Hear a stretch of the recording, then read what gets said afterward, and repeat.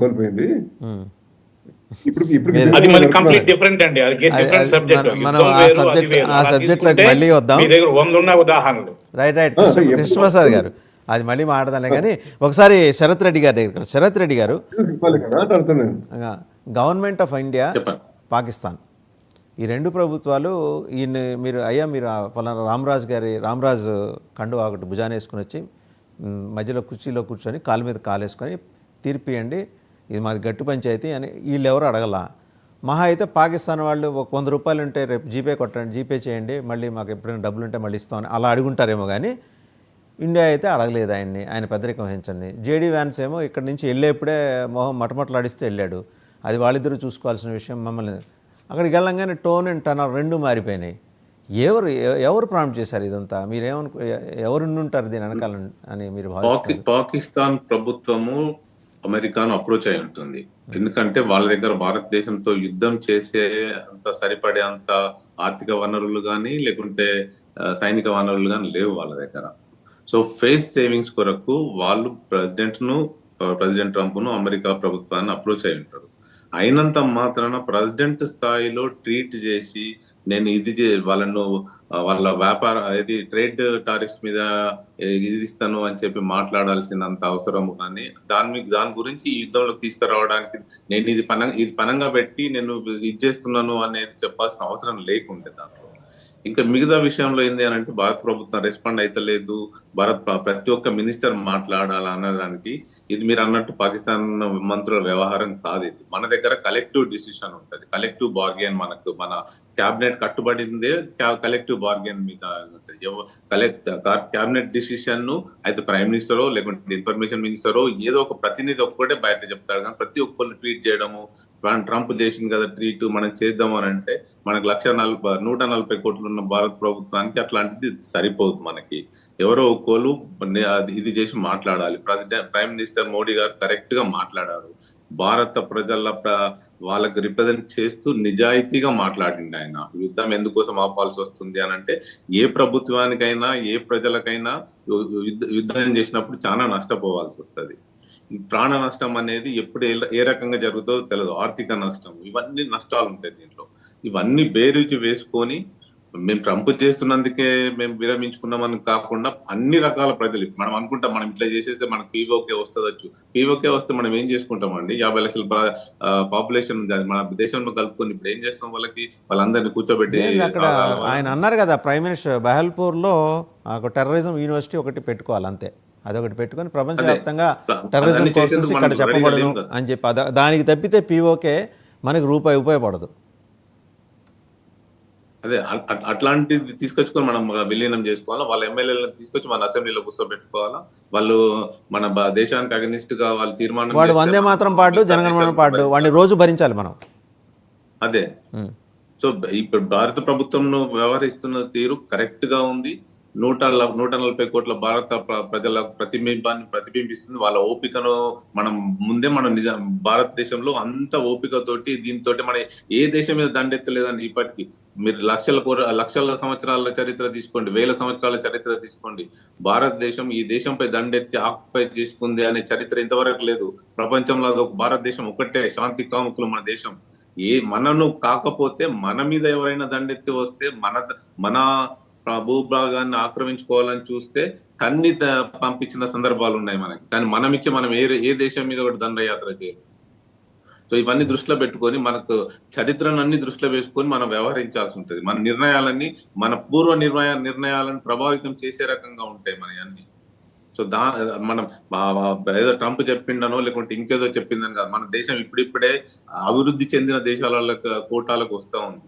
So అవన్నీ నిలుపుకోవాలి, అదంతా continue చేయాలని అంటే మనం రోజు యుద్ధం చేసుకోవాల్సిన అవసరం లేదు. రైట్. ఒకసారి సన్నిరెడ్డి గారి దగ్గరికి సన్నిరెడ్డి గారు PL-15 ఒకసారి దాని గురించి మాట్లాడుకుందాం. చైనా అది ప్రయోగించిన PL-15ని మన ఇండియన్ ఎయిర్ డిఫెన్స్ సిస్టమ్ చాలా సమర్థవంతంగా న్యూట్రలైజ్ చేసింది. దాని శిథిలాలు శకలాలు కూడా విత్ ఎవిడెన్స్ దొరికాయి. ఇప్పుడు 5 eyes అంటే UK, US, న్యూజిలాండ్, ఇంకొక 2 దేశాలతో పాటు జపాన్, ఫ్రాన్స్ కూడా దాని మీద ఇంట్రెస్ట్ ఉంది. ఫ్రాన్స్ న్యాచురల్గా ఇంట్రెస్ట్ ఉంటుంది, ఎందుకంటే వాళ్ళ రఫేల్ సామర్థ్యం ఇప్పుడు చాలా దాని పనితీరు మీద మంచి అప్రిసియేషన్ ఉంది. కాబట్టి PL-15 నిజంగానే ఫెయిల్ అయినట్టుగా అనుకోవచ్చా? అమెరికన్ డిఫెన్స్ మార్కెట్ స్టాక్స్ కూడా హఠాత్తుగా పడిపోయాయి. అమెరికన్ కాదు, చైనా డిఫెన్స్ మార్కెట్ స్టాక్స్ చాలా హఠాత్తుగా పడిపోయినాయి. ఈ క్రమంలో మొత్తం ప్రపంచంలో అగ్రరాజ్యాలన్నీ మన బ్రహ్మోస్ పర్ఫార్మెన్స్ మీద, S-400 పర్ఫార్మెన్స్ మీద, యాజ్ వెల్ ఇది రఫేల్ దాని మీద కూడా మాట్లాడుతున్నారు. వాళ్ళు రఫేల్ 5 కూల్చేసామని పాకిస్తాన్ క్లెయిమ్ చేసింది, కానీ ఎవిడెన్స్ ఎక్కడా చెప్పలా. టైమ్ అండ్ అగైన్ వాళ్ళు ప్రూఫ్ అంటారు కదా, వాళ్ళు ఏంటంటే ఇతరులు ప్రూఫ్ అడుగుతున్నారు, వాళ్ళ ప్రూఫ్ చూపించట్ల వాళ్ళ దగ్గర ఏది. డిపెండింగ్ ఆన్ మనం ఏ న్యూస్ చదువుతున్నాం దాన్ని బట్టి ఉంటుందండి. రఫైల్ కూడా స్టాక్ పడిపోయిందని చెప్పి ఒక న్యూస్ చూపిస్తుంది, China other side their stock పడిపోతుంది అనేది ఒక న్యూస్ చూపిస్తుంది. Before I get into it, అంటే వాషింగ్టన్ పోస్ట్ రిపోర్ట్ చేసిందండి, మీ దేశం నుంచి వచ్చే పత్రిక రిపోర్ట్ చేసింది ఇది. Right. Washington Post is always left leaning newspaper in this country.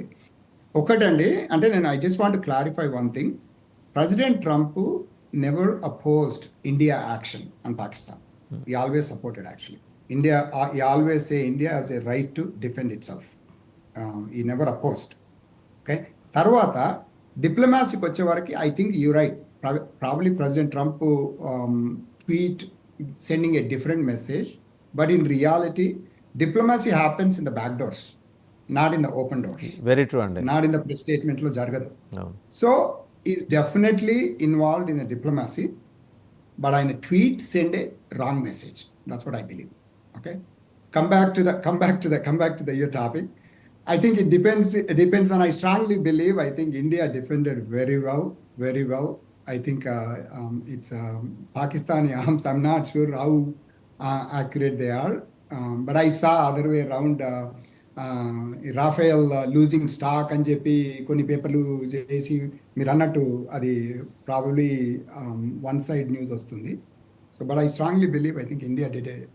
అంటే నేను ఫ్రాన్స్ నుంచి వచ్చే న్యూస్ ఏజెన్సీలు వాళ్ళు ఇచ్చేవి నేను నమ్మలేదండి, అలాగే పాకిస్తాన్ ఇచ్చేది, ఈవెన్ ఇండియా ఇచ్చేది కూడా నమ్మలా. వాషింగ్టన్ పోస్ట్ మీద నాకు కొంత నమ్మకం ఉంది, అంటే క్రెడిబిలిటీ ఉన్న న్యూస్ ఏజెన్సీ కాబట్టి వాళ్ళు ఇచ్చేది మనం విశ్వసించవచ్చని. వాళ్ళు ఇచ్చింది. వాళ్ళు కూడా మొదటి 4 రోజులు ఏం చేశారు, పాకిస్తాన్ ఇరగదీసి పర్ఫార్మెన్స్ చేసేసరికి మోడీ గారికి 104 జ్వరం వచ్చింది, వెంబడే ట్రంప్కి ఫోన్ చేశారు, ఏదో ఒకటి మీరే మధ్యలో ఇంటర్వ్యూని అయ్యి కొద్దిగా వాళ్ళకి చెప్పండి, సర్ది చెప్పండి, అలాంటి కథనాలు కూడా వచ్చినాయి. అండ్ CNN పొలిటికల్ ఎడిటర్ ఒక ఆయన పేరు మర్చిపోయాను, ఆయనైతే he went on record as if he has seen everything.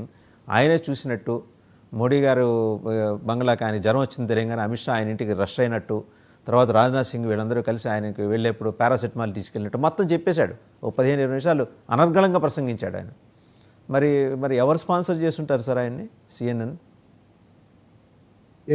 అంటున్నారా? CNN పొలిటికల్ ఎడిటర్ 15 నిమిషాలు మాట్లాడాడు ఆయన. Bharat గడగడలాడిపోయిందిట.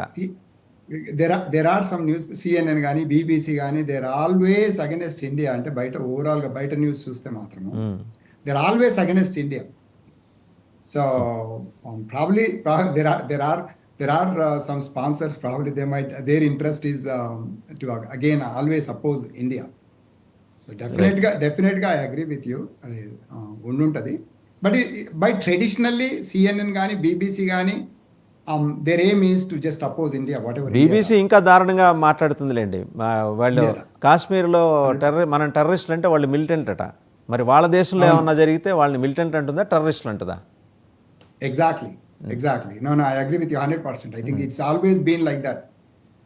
And of course India has resisted its protest అనుకోండి ఇమీడియట్గా వాళ్ళ విదేశాంగ శాఖ ద్వారా. ఒకసారి కృష్ణప్రసాద్ గారి దగ్గరికి వెళ్ళాం. కృష్ణప్రసాద్ గారు, సో విభిన్న కథనాలండి అంతర్జాతీయ మీడియాలో ఏంటంటే కాసేపు ఇటు లెఫ్ట్ ఇంక్లినేషన్ తోటి, కాసేపు ఏమో రైట్ ఇంక్లినేషన్ తోటి స్టోరీలు వస్తున్నాయి. క్రెడిబిలిటీ ఉన్న మీడియా సంస్థలు కూడా CNN, BBC అంటే ఉన్నాయని భావిస్తూ వచ్చాం, ఇప్పటిదాకా ఉన్నాయని అనుకుంటున్న దానిలో వాళ్ళు కూడా కంప్లీట్ సైట్స్ తీసుకొని ఇంకా తెలుగు రాష్ట్రాల్లో న్యూస్ ఏజెన్సీలు ఉంటాయి చూడండి, ఆ స్థాయికి దిగజారిపోయి ఇలాంటి కథనాలు ప్రసారం చేస్తే ఎలా అనిపిస్తుంది సార్ ఇదంతా చూస్తుంటే?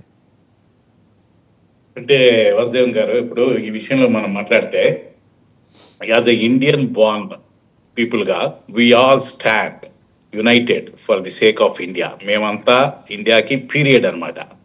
ఇంకా గవర్నమెంట్ ఫెయిల్యూరు అయ్యి వాళ్ళు మాట్లాడేది అనేది 100% అది నగ్న సత్యం. ఇది మనకు అనాదిగా నుంచి ఆల్వేస్ ఉంది. ఎప్పుడు మన గోకుల్ చాట్లో జరిగింది, మన లుంబిని పార్క్ లో జరిగినాయి. అప్పుడు అక్కడ నా K9 ఫోర్సులు అంటే 2-3 కుక్కలు అటు ఇటు తిప్పినా కూడా కొంచెం తగ్గించేవాళ్ళు ఇంటెన్సిటీ. బట్ ఫెయిల్యూర్ అనేది గవర్నమెంట్ నుంచి ఆల్వేస్ ఉంది. కానీ వార్ విషయం వచ్చేపాటికి we stand united for the government. Government ఏమి చేసినా కూడా right, Indian government right, because it defending for the Indian people, it defending the whole country. So we stand united for the sake of India. ఇంకా media దీనికి వస్తే అండి, BBC వాళ్ళు, CNN వాళ్ళు first రాశారు. మరి ఐఎంఎఫ్ ఇన్వాల్వ్ అయిన తర్వాత ఇట్స్ అ పార్ట్ ఆఫ్ డీలో మరి ఏమిటో మనకు సరిగ్గా తెలియదు. దాని గురించి వాళ్ళు మాట్లాడిన తర్వాత వీళ్ళు కొంచెం మెలో అయిపోయి వీళ్ళు మళ్ళీ కొంచెం లైట్గా పాకిస్తాన్ వైపు మాట్లాడారు. However this is where leadership stands అండి. మన ఇండియా నుంచి లీడర్స్ ఎవరు స్టూడప్ అయ్యి స్టేట్మెంట్ ఇచ్చిన వాళ్ళు ఎవరు లేరు. ఒక శశి థరూర్ ఒకతనే కొంచెం బాగా ఇది చేశాడు ఇండియా తరఫున. ఎవరో ఒకరు మాట్లాడాలి. అలా అంటే మీ అందరు అనుకోవచ్చు ఎవరి కాళ్ళు మాట్లాడితే మళ్ళీ ఇదంతా అయిపోతుందని. నో, జేడీ వ్యాన్స్ మాట్లాడాడు కదా, అమెరికాకి సంబంధం లేదు, ఇండియా ఇంటర్నల్ ఇష్యూ అని చెప్పాడు.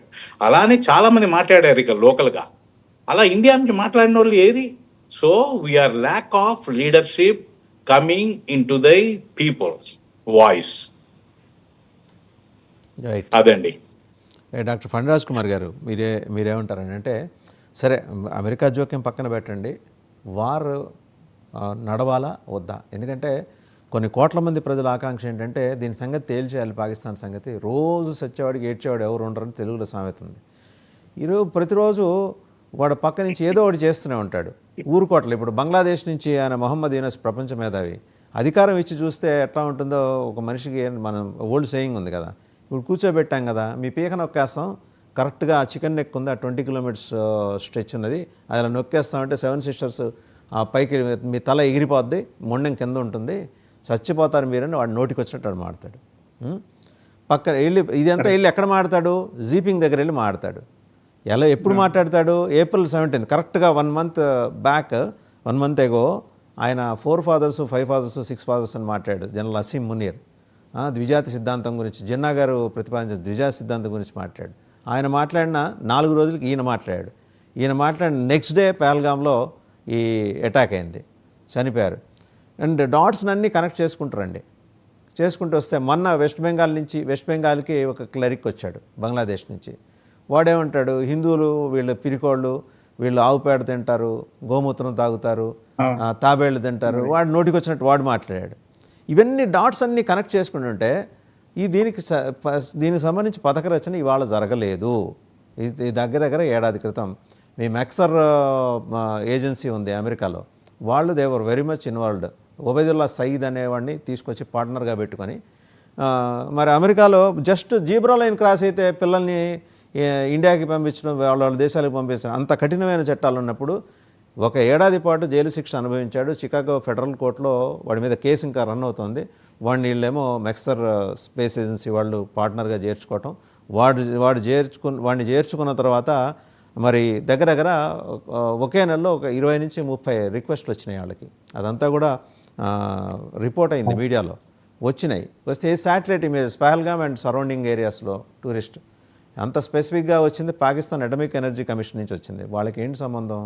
అక్కడే డౌట్ రావాలి కదా. అప్పుడే ఒబైదుల్లా సయీద్ ఏంటో వాడి కథ ఏంటో తెలుసుకోవాలి కదా. అండ్ బ్యాక్గ్రౌండ్ వెరిఫికేషన్ చాలా దుర్మార్గంగా చేస్తారు కదా, దారుణంగా అమెరికాలో. ఎందుకు చేయాలా?